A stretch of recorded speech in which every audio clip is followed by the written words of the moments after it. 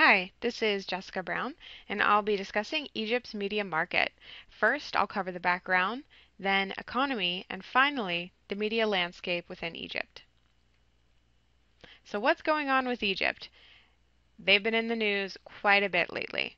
So just to recap, in January 2011, there was the People's Revolution, which unseated Mubarak, who was an autocratic ruler for the past 29 years. Then a constitution was adopted in that year, in March, and President Mohamed Morsi was elected with 24% of the vote in May of 2012. In terms of their legal system, it's mixed between Napoleonic civil law and Islamic religious law.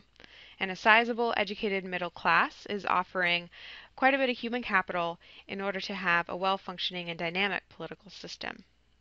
Now, overall, the Egyptian attitude remains upbeat despite economic and political strife, and the most valued priorities for Egyptians right now are improved economy and fairness in the justice system, according to the Pew Research Center. Now, most of us know that Egypt is located in northern Africa, but some of us might not know that it is 3 times the size of New Mexico. The terrain is a vast desert interrupted by the Nile Valley and Delta. And some of the concerns for Egypt is that the agricultural land is being lost to urbanization and windblown sands, and water pollution and overpopulation are occurring near the Nile.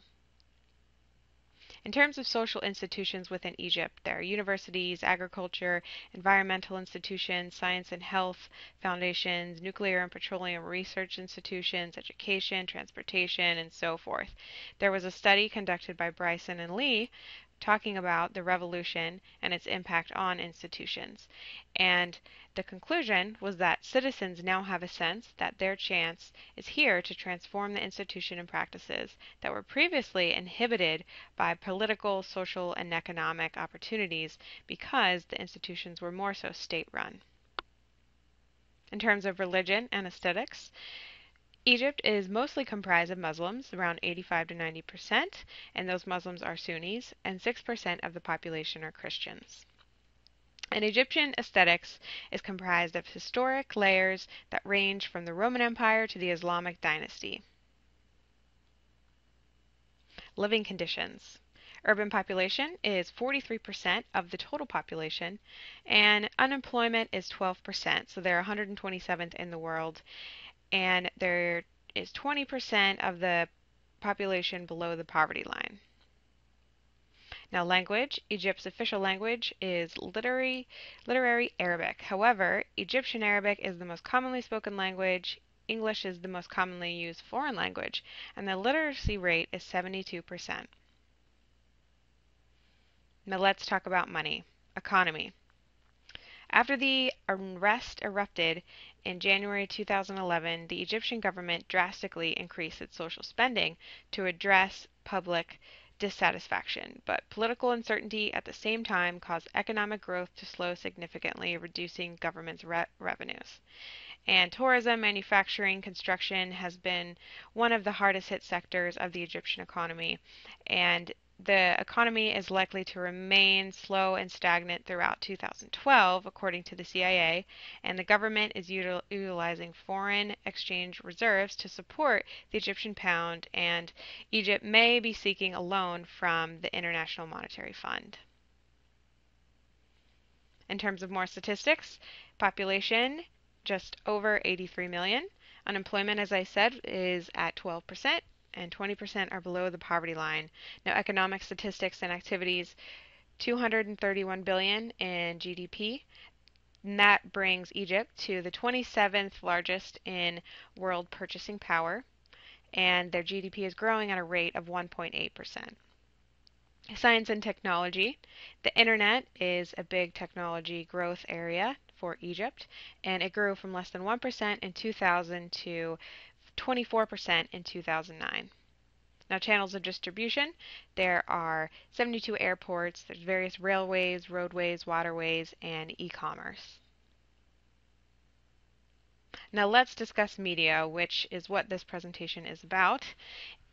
Now, in a region which is not known for an exceptionally robust press, Egypt can claim one of the more diverse and independent media ecosystems in the Arab world.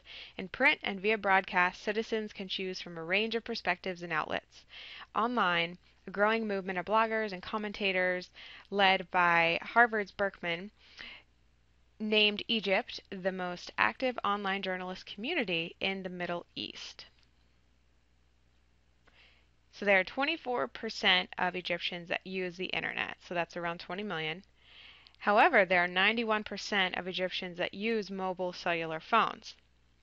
And in terms of TV networks and media, there's a mix of state-run and private media. So 8 state-run television networks and channels, 20 private. However, on the radio, there are 8 state-run and 2 private. So this shows that private media dominates the television, whereas state media dominates radio. And in terms of what Egyptians are doing, how they're consuming media and content, the first way is through text or call via mobile phone, with 91% of the population using a mobile phone. And the second is through watching TV, so television. So that's more so run by the private industries, followed by access to the internet via desktop, and then listen to the radio, which is more so run by the state. So it's a mix of state and independent media. Now, what's interesting about Egypt is their civic media and how it really was in action during the revolution.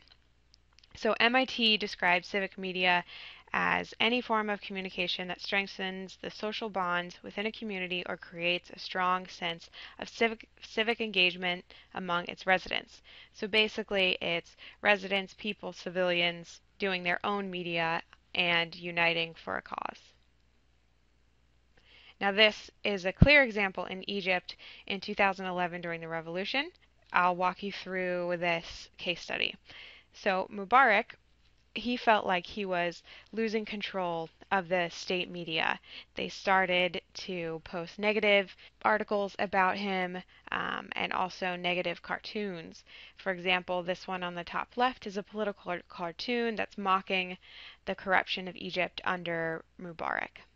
And also, in protest during the revolution, citizens were using Twitter with the hashtag Mubarak #fail, as well as creating a Facebook page with common interests, beliefs, and causes.